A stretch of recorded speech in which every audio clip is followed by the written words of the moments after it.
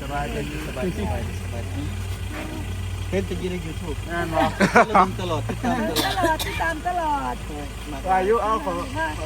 ตั้งยิดแต่ว่าซิบได้พ่ออะไรบ่กล้าเข้ามาพ่อเรื่อยFCเนาะมันมาแต่มีกาเกวันขึ้นมาแต่มีกาอย่างมากเลยจังเลยมาหอดตีว่าใหญ่เจ็บมาหอดต้องมาหอดนี่ซุปที่สเปรย์แล้วโมมาด้วยไปกินข้าวบ่บอกครับที่อายมันเปล่า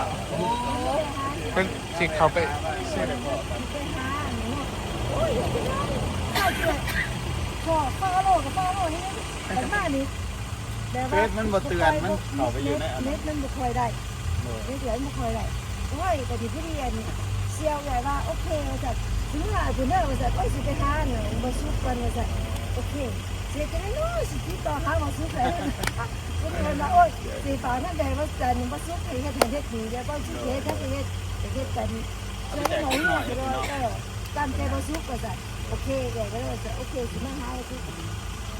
ก็สิกายเหรอเพิ่งนึงเอ้าให้น้องสาวเนี่ยขนาดให้น้องสาวอันนี้เฮ็ดให้โอเคน่าว่าหน่อยมาหน่อยมาเลยมาก็ต่อก็เห็นนี่เลยเด้อติดตามตลอดติดตามตลอดเห็นตลอดไปอยู่บนเห็นมาต่ออยู่บนติดตามตลอดเห็นมาต่อเข้าไปที่ไหนไปไหนไปที่โอ้โหดีใจติดตามตลอดมันมีอื่นมาที่อื่นกับเพื่อนกับมาตอนนี้กันครับเนี่ยนะไปเอื่อยมากแต่ละได้เอื่อยใกล้ๆวอชิงตันดีซีใกล้ๆวอชิงตันดีซีเนาะรัฐเวอร์จิเนียไม่ค่อยอะไรยินเนาะฮอนครับฮอนบ่คอยว่าอยู่คนอเมริกามากย่ามนี้คือสิฮอนครับเกิดขึ้นมาพี่น้องเดี๋ยวพอกันเลยเดี๋ยวอยู่อันนี้ไกลวอชิงตันดีซีไว้ห่าวโดยพระสิเดนนะมองพระสิเดนดีโดยไปนั่งซื่อๆแหละบ่จักเนาะจะกินใส่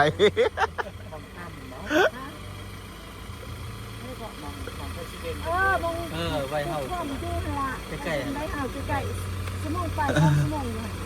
ยู่พี่ต่อนี่จักเนาะบ่แม่นพี่ต่อเคยไปอเมริกาดอกบ่จักบ่เห็นเจ้าต้องเห็นพี่ต่อแม่นบ่พี่ต่อขอทักมาลาอีกแล้วจัดเห็นตลอดคือหน่อยได้เห็นมาหน่อยบ่กระเบียบบ่เขาบ่เป็นตะมวนอันนี้เฮือนพี่น้องบ่พี่น้องซื้อมากินข้าวกินน้ำมันนี่ครับบ่จะคล้องห่านเค้กแม่นบ่อยู่นอกเฮือนเราห่านเราบักเรืองนางมันเลยอยู่ไซกับมีสาขาเนาะห่านเค้กเราห่านเค้กกินดามันนี่อันเดียวกินดามันนี่ในนึงอยู่ไซกับมีมันมีทั่วเบิร์ดปากเซ่แบบว่าห่านใหญ่สาขาใหญ่อยู่ปากเซ่เนาะก็จะกระส่งมาบ้าจะเป็นสูงบ่เกิดเบิ้งดีใจร้ายอยู่ในคลิปไฟกับว่าข่อยโตหน่อยยังนะบัดเขาเห็นตัวเดียวเขาว่าตัวใหญ่เนาะอยู่ในโทรศัพท์เนาะไอ้โตก็เห็นโอ้ยดีใจเห็นจริงๆจริงสนายหันเห็นตัวกว่ายังกว่าที่สวรรค์เขตเนาะ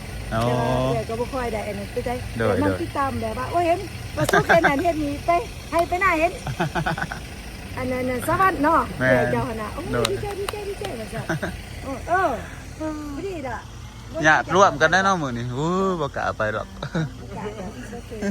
บ่กล้าอะไรบ่ดีเด้อแบบเกรงใจเพิ่นนะมันเข้ามานะอันนั้นเพิ่นเนาะฝากมาผู้ใดอันซื้อแต้มเงินเหี่ยป้ามันหลายโพดมันไม่เหี่ยอันนั้นขอบใจเด้อไอ้แต้มันอยู่รัดเดียวกันกับแบบรัดเดียวกันเสี่ยวนี่ล่ะเวลาอยู่ซอยยังก็ซอยนี่นะบ่ซุเอาแบบไปเฮ็ดบุญเนาะเฮ็ดทำความดีเบิ่งไปว่าอะไรบ่สิเกิดเฮ็ดจังเนาะแจกอาหารนักเรียนขอบใจอันนี้จากเอื้อยใจเกิดบ้านขอบใจเด้ออันนี้ใจเกิดแต้ขอบใจเด้อแต้ขอบใจเอาไปเฮ็ดซื้ออาหารยังก็ได้เนาะแจกนักเรียนเอาจะว่าอย่างไรเจ๊เจ้าก็จังหน่อยดูติดต่อกับพี่น้องนี่อ้ายเพิ่นว่าดอนยังหน่อยดูติดต่อกันบ่ร้อนอ้ายจะนะว่าดอนบ่ได้ อันนี้ค่ะใหญ่ค่ะไปดื่มไปเที่ยวขอบใจเด้อ เพื่อนหนาก็ดีใจโอเค เฮ้ยนี่ก็ดีใจกันเอ้าว่าเขาไปเบิ่งในแซดมันเขาไปอยู่ในสแปมหั่นน่ะก็เลยเขาไปเบิ่งเอ้าผู้ใดเด้แซดมาเป็นทลายมือเดี๋ยวบ่ได้ตอบเขาก็เลยมาตอบก็มาตอบ สบายดีมาดอนนี่ก็ตามมาเลย ก็เป็นยัง มาแล้วมา เอาผ่าแล้ว เลย ไปเลย เลือกไปถ่ายหูปไว้ก็ติ้งสัน ไปถ่ายรูปกัน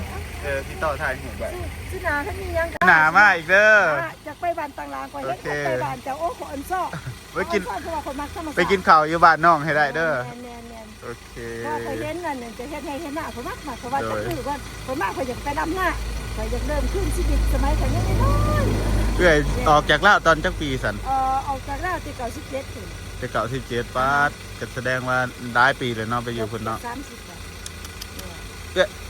ตอนนี้แบบมาลาวหันครบรอบที่เท่าไหร่นี่มาลาวนี่ 15 ปี 15 ปี มาชุนึงหันจะดูซ้ายนิดหน่อย ปาดแสดงว่ามาตำอิดเลยเนาะ เลยไป เป็นจะได้ประเทศลาวฮ้อนบ่แต่อีตนคนอเมริกาสิมาย่ำหนาวเด้อ คนอเมริกาสิมาเดือน12 แม่น มาเดือนนี้ สิมาเดือนนี้มันฮ้อน แต่คนลาวยังฮ้อนแหละแบบว่าเขาเคยอยู่ฮ้อนน่ะนะคนอเมริกาเคยอยู่เย็นมาหั่นแหละ ว่าคนใหญ่หันขึ้นไปเพื่อนคนอื่นแต่พอเลยใส่เฟซนักข่าว อ๋อโดย Wi-Fi ท่านออกโอ้เฮ็ดคนเขาอยู่สันอยู่ไผเนาะแม่นบ่อาจารย์ว่าบ่สุข โทษเป็นเท่าไรสายจะมีแบบโอ้เขาไปดิววะกายเลยโอ้วะตับอิดนั่นตัดสินใจอยู่เลยแมนหยาดบกะเขามามันเห็นล้างใหญ่แล้วบกะเขา ทรงทั้งเจ้าแหละคุณพ่อ โดยขอบใจเด้อ ถ้ามียังแบบว่านั่นจะไปหาเรื่องก็ได้ โดย สุดเทนอันนี้จะเทศจะแทกยุคนั่นจะหอดแบบคุณท่านเกิดเอื่อยบ่เอื่อยจะเทศทันทีนะแต่ว่าจะแทกบ่ที่ว่าเห็นเอื่อยเจ้าขนาด เดี๋ยววัน สวรรค์เห็นเอื่อยก็โอ๊ยคอยจะอยากสนับสนุน โดยโอ้ขอบใจหลายๆ เลยอยากสนับสนุนโอเคอยากแบบว่าโอ๊ยออเลอร์แบบว่า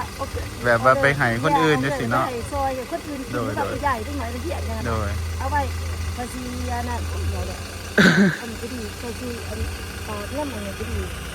เอาเงินไปใช้อีกเหรอ น้องภาษีเอาอันนี้จะหายเลยสิเด้อ เรียกพี่น้องมายามบ้านพี่น้องเพิ่นอยู่ที่เมืองสระสมบูรณ์นี่แหละบกะเขามาเฮ้ยเห็นเหือนหลังบักใหญ่ด้วยสิกะ เห็นอันเด้อว่าอันนั้นไปสั่งอันนั้นใส่กรอกไว้อีกสวัสดิ์นี่ โดย เขาบ่ฮู้ว่าข่อยสิสั่งจังได๋ล่ะ จำได้ก็ได้แล้วแต่โดยโอ้แจกคนเนาะแจกคนอยู่จังไร สุดแต่เจ้าสิ ชุดแล้วจังไรก็ได้เนาะ อันนี้ข่อยเห็นอันนางอันนั้นแล้วออกลูกนางบ่บี้บ่ บ๊อบบี้ โอ้ย โอ้ยเนี่ยบ่ไปยามเนี่ยก็พอดีได้เห็นหลายคนเลยเห็นเบิร์ดสุกคนเลยเอ้ย บ่เอาเว้ยตาให้บ่บี้ ขอบใจ ไอ้บ่บี้ โอ้ยตอนนี้สาวบ๊อบบี้ ก็ให้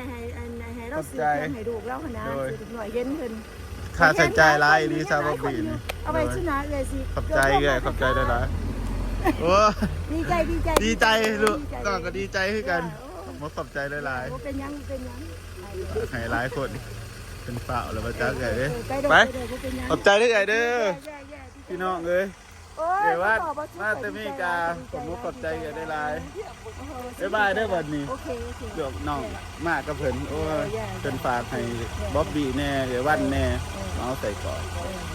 ผมขอบใจได้หลาย 4,000 บาทอุ้ยเมาหลายเด้อหั่นแม่น600,000ลูกก็2,000นี่เป็นเท่าไหร่ลูกเลย600,000 บาทแม่นขอบใจเด้อเด้อผมขอบใจได้หลาย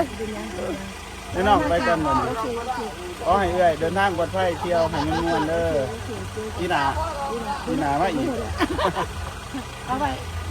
เดี๋ยวเป็นแคนเซิล โดยฮะ เดี๋ยวเป็นแคนเซิลแล้วส่วนประกาศเป็นไงประกาศผมก็ต้องกด รักษาอยู่ ได้จะต้องไปกับพี่หาหมออีก แต่เป็นแคนเซอร์อีหยังล่ะ ไม่เคยไม่ต้องใส่นะแล้วกับพวกก็แล้วเรียบร้อยได้มาได้2-3 ปีจะว่ามาอะไรคือผู้คอยเดินมา ขอให้ดีๆพี่แห้งด้วยเด้อผมขอบใจหลายๆบ๊ายบาย ก็มียังกับแค่ค้าข่อยซีที่ตามจัดตลอด เด้อ ขั้นข่อยขั้นงานแล้วข่อยเขา ไปทางอุบลก็สิติดต่อหาเจ้า ได้บอกบ้าซุกหลดครับผมก็บ้าซุกคุยกัน ได้เด้อเด้อขอบใจได้หลาย ขอบใจ ขออยู่ดีมีแห้งเดินทางปลอดภัยเที่ยวมันม่วน โอเค enjoy นะครับ โอเค บ๊ายบาย โอเคบายโอเค เที่ยวมันม่วนเด้อ โอเคสบาย ไป บายกันเพิ่น พี่น้องเลยเป็นมาพอกันแป๊บเดียวนี่ จะสิไปใส่ทางคนขับยี่หัน เอาแม่บอกขอบใจเด้อเด้อบ๊ายบายมาพี่น้องวันนี้ก็หอดมือต่อมาเนาะยังเสือตัวเก่าอยู่ไปหลินปากเซ่มันขึ้นนี่ไปหาเอื่อยแล้วเนาะขอบมุกขอบใจเอื่อยวันเด้อทางอเมริกาที่อันให้ไปหาได้ก็เอาเงินให้เนาะเป็นฝากเงินมาปลูกแขนสาวบอบบี้นำเป็นเงินบาทกับเงินกีบเงินบาทที่500 บาทเงินกีบนี่250,000แต่ว่าเงินพอซุกเดือนเท่านี้เดี๋ยวบัดนี้จะเอาให้บอบบี้ใหม่เนาะอีก50,000แล้วก็20 บาทอันนี้อีก1,000นี่เพิ่นว่าให้เมาใส่เกาะเอื่อยไปขายเนาะไปแจกมันไปขายหรอกเมาแล้วก็ไปแจกที่ใช้ก็ได้เดี๋ยวคิดเบิ่งก่อนเนาะพี่น้องว่าสิเมาแจกจังได๋แจกห้องเฮียนเอาเนาะแล้วก็มันมีอันนั้นเด้มีเอื่อยยังเนาะเอือยแต้มบอกว่าสุกจำได้เอือยแต้มนี่แหละเพิ่นฝากมาอีก100 เหรียญเนาะเพิ่นฝากมาน้ำเอือยเราเนี่ยเพิ่นว่าให้หาอีหยังก็ได้แบบว่าเฮ็ดแบบเอาของไปแจกโรงเรียนบ่ซื้อขนมบ่หรือว่าบางที่ขอยสิเมาใส่กรอบเอือยแล้วก็ไปย่างขายบ่เนาะย่างขายอยู่โรงเรียนเนาะเอาไว้หอบหน้าตัวนั้นตัวนี้เอา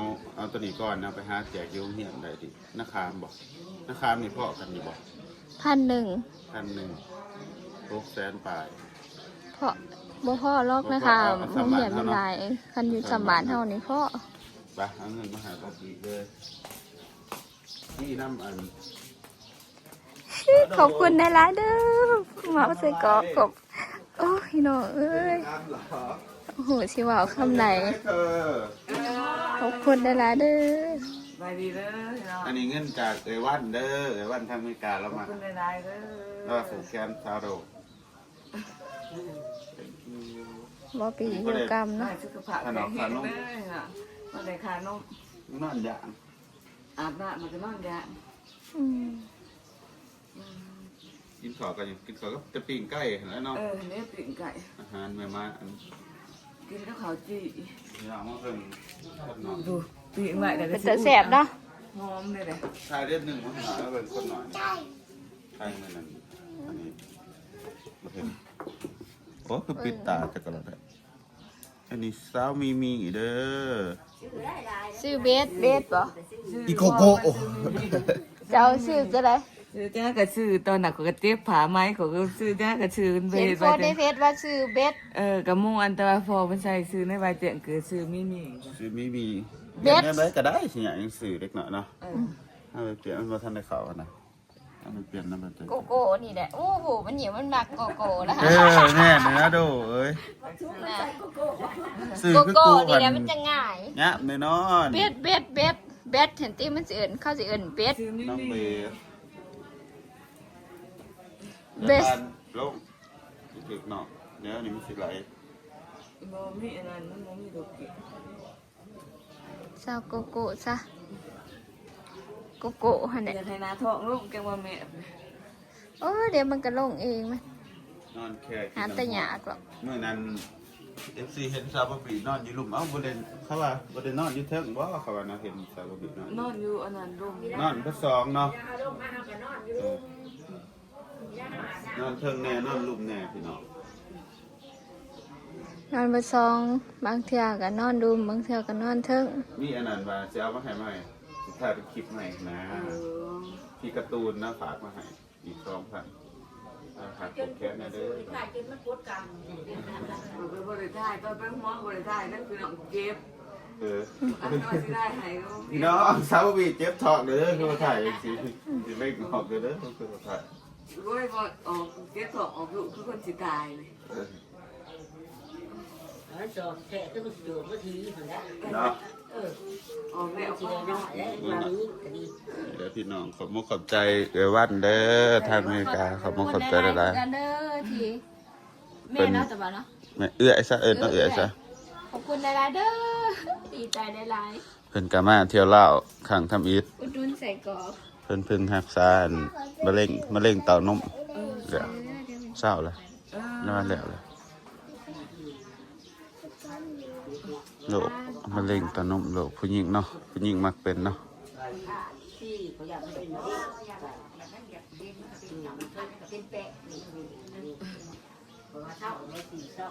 อีกประมาณหลายมื้ออยู่เด้อพี่น้องอันนี้อาหารซาโด ทำอยู่ไรอีกแม่แต่ก็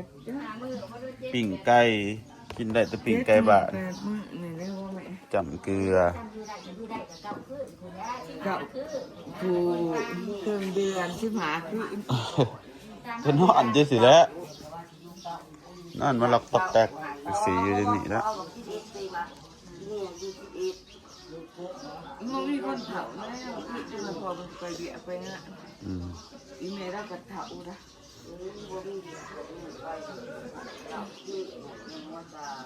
คือมาล็อกตอกแตกเมื่อวานนี้ฝนตกพี่น้องเอ้ยลมพาเขา